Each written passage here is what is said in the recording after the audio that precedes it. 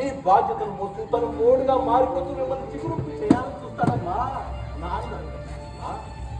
అలాంటి అమ్మ నాన్నల పట్ల ప్రేమ పెంచుకోవాలి, బాధ్యత పంచుకోవాలి. అది మర్చిపోయి పేరెంట్స్ జీవిత భాగస్వామి యొక్క తల్లిదండ్రులు కూడా డస్ట్బిన్స్ అంటారు. ఈనాటి ఈ జనరేషన్కి అలవాటు అయిపోయింది తల్లి. ఇది భలే ఉందండి. దొంగల పట్ట 6 నెలల కుక్కలు మురిగినట్టుంది. ఎప్పుడో చెప్పాల్సిన ఈ నీతులు ఇప్పుడు చెప్తాం కాదు, చిన్నప్పటి నుంచి తల్లిదండ్రులు నేర్పాలి. అత్తమామల విలువ తెలిసేలా ఆడపిల్లల్ని సక్రమంగా పెంచాలి. అప్పుడే అజ్ఞానంతో ఇలాంటి మాటలు మాట్లాడకుండా, అహంకారంతో ఇలా ప్రవర్తించకుండా ఉంటారు. ఆ మాటలు మీకు కూడా వర్తిస్తాయి కదా తండ్రి. మీరు కూడా మీ కూతుర్ని అలాగే పెంచాలి కదా. మనం చేస్తే ఒప్పు, ఎదురు వారు చేస్తే తప్పు. మన ఈగోక మనం పెట్టకుండా ముత్తు పేరు ఆత్మాభిమానం. ఎదుటి వారి ఆత్మాభిమానానికి మనం ఇచ్చే బిరుదు అహంకారం. అంతే కదా బాబు, పెద్దవాళ్ళతో అలా మాట్లాడకూడదయ్యా. నిజమే, కానీ ఇలాంటి పరిస్థితి క్రియేట్ చేసింది వీళ్ళే. మీరు ఇంకా మంచివాళ్ళు కాబట్టి మా గురించి ఎంతో గొప్పగా ఆలోచిస్తున్నారు. ఆడపిల్లల పెంపకం గురించి మీకు క్లాస్ పీకుతున్న మా డాడీ ఆయన కూడా అదే తప్పు చేస్తున్నాడనే విషయాన్ని గ్రహించలేకపోతున్నాడు. కూతురుకొక రూలు, కోడలకొక రూలు ఉండదు కదా అనే విషయాన్ని తెలుసుకోలేకపోతున్నాడు. నువ్వు చెప్పేది ఏమీ నాకు అర్థం కావట్లేదు బాబు. మీకే కదా, ఇలాంటి తల్లిదండ్రులకి ఈ జనరేషన్ పిల్లలకి అర్థమయ్యేలా చెప్పడం కోసమే నేను ప్రియ ప్రయత్నం చేస్తాను. చూడండి, నిన్న పెళ్లి చూపుల్లో మా చెల్లి తెలిసి తెలియక మాట్లాడి మీ మనసులో బాధ పెట్టింది. నిజానికి మా చెల్లి చాలా మంచిదనుకో, కానీ ఈ రోజుల్లో బయట ప్రపంచం మన మీద చాలా ఈజీగా పడిపోతుంది.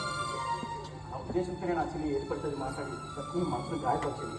నా చెల్లి తరఫున నేను క్షమాపణ అడుగుతాను. నా తప్పుని నేనే సరిదిద్దుకుంటాను. అంకుల్, నిన్న మీతో చాలా తప్పుగా ప్రవర్తించాను. ఆకలి వేసినప్పుడు అమ్మ గుర్తు వస్తుంది, ఆపద వచ్చినప్పుడు నాన్న గుర్తు వస్తారు. అలాంటి అమ్మ నాన్న మాకే కాదు అందరికీ ఒకటే అని తెలుసుకోలేకపోయాను.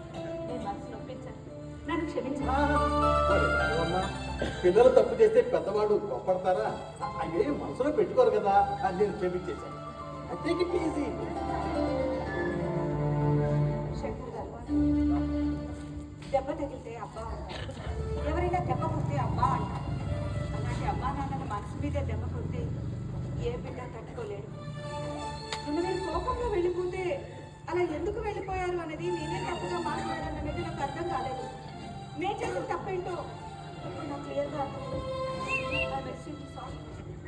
Okay Prashant, I can understand. కానీ ప్రపంచం ఎంతో పెద్దది, జీవితం చాలా చిన్నది.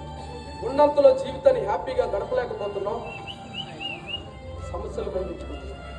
మంచి చెడు ఎలాంటి పరిస్థితుల్లో ఉన్నా మనకు అండగా ఉండి ధైర్యం చెప్పేది మన తల్లిదండ్రులే. మన పులికి తప్పు చేస్తే మనం ఖండించినాం, మన సమస్యల్లో ఉన్నప్పుడు ప్రేమగా దగ్గరకు తీసుకొని ధైర్యం చెప్పేది మన తల్లిదండ్రులే. అందుకే సొంత వాళ్ళు మన గుండెల్లో ఉండిపోతారు, బయట వాళ్ళు గడప బయటే ఉండిపోతారు. మా అన్నయ్య చాలా అదృష్టవంతుడు. మీ అన్నయ్య కాదు, నిన్ను పెళ్లి చేసుకోబోయే మా అన్నయ్య కూడా చాలా అదృష్టవంతుడు. అవును, మా అన్నయ్యకి బాగా నచ్చావు, కానీ తన పేరెంట్స్ వాళ్ళు అనేసరికి మా అన్నయ్య చాలా హర్ట్ అయ్యాడు. అవును ప్రశాంత్, మీ పెళ్లి చూపులు అయిపోయిన తర్వాత నేను మా బాబాయ్ వాళ్ళ ఇంటికి వెళ్ళాను. ఇక్కడ జరిగిన విషయాలన్నీ మా అన్నయ్య నాకు అన్నీ చెప్పారు. అందుకే నువ్వు చేసిన తప్పు ఏంటో నీకు తెలియజేసి నిన్ను మా అన్నయ్యకి ఇచ్చి పెళ్లి చేయాలనే ఉద్దేశంతో నేను ఇలా దూరంగా మాట్లాడాను. మీతో కూడా చాలా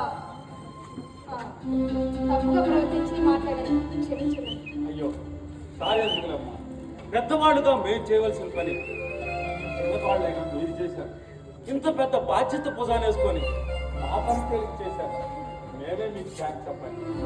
రామారావు గారు, మీరు మమ్మల్ని క్షమించాలి. అయ్యో వెంకట్రావు గారు, మీరు అలాంటి మాటలు మాట్లాడుకోండి. మిమ్మల్ని క్షమించేశానండి, మనస్ఫూర్తిగా క్షమించేశాను. మీరు మమ్మల్ని క్షమించిన నిజమైతే మా అమ్మాయి ప్రశాంతిని మీ ఇంటి కోడలుగా చేసుకోవాలి. అదే అభ్యంతరం, నాకేం అభ్యంతరం లేదు.